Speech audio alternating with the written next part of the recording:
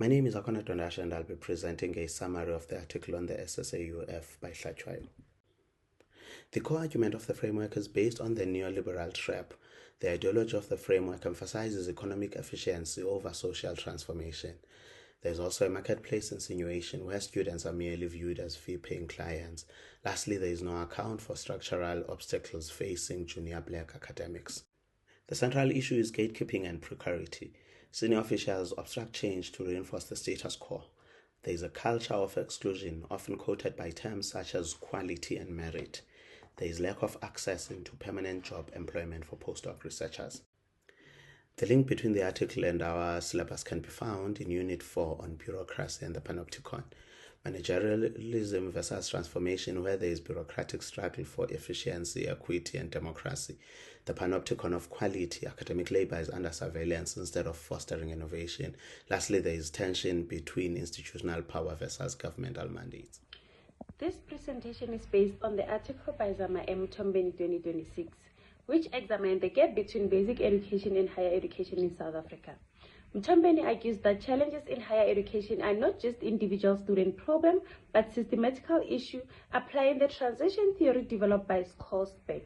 The article demonstrates the extent to which factors such as situation, self-support, and strategies determine the success of a student. The author is a fierce critic of the present day, emphasized on employability and in-state purposes, a more comprehensive approach to intellectual development, and the attain of gratitude attributes. A major issue highlighted is a misalignment between the CAPS curriculum and higher education. Schools emphasize more on role learning, content coverage, whereas university expect critical thinking and independent learning. Such as mismatch results in a lot of students being unprepared and contribute to inequality. This article is connected to Unit 4, Access to Higher Education, in which it is demonstrated that the more people are able to access higher education, the more of them fail to succeed academically. According to Mtombeni, a real change must be more than just access to knowledge. It must equal support, proper preparation, and inclusion to the knowledge system. Ram wrote an article in 2026 looking at the universities in South Africa. These universities had a lot of pressure on them. They have to do three things. They have to let more people in, help change society, make sure people who graduate get jobs. This pressure is changing what universities teach, how they test the students, what they think it is important. One big point in the article is that universities are starting to run like businesses. They want to be efficient and make more money. And the people who wrote this, they don't like this. They think it's not good for the students. They think universities should help students grow and do things for the society.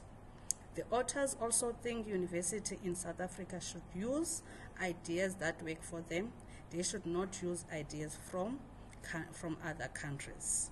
The article by Rabuhali and Mboweni is about academic rejection in South African universities and denies the notion that exclusion is a fair aspect of higher education.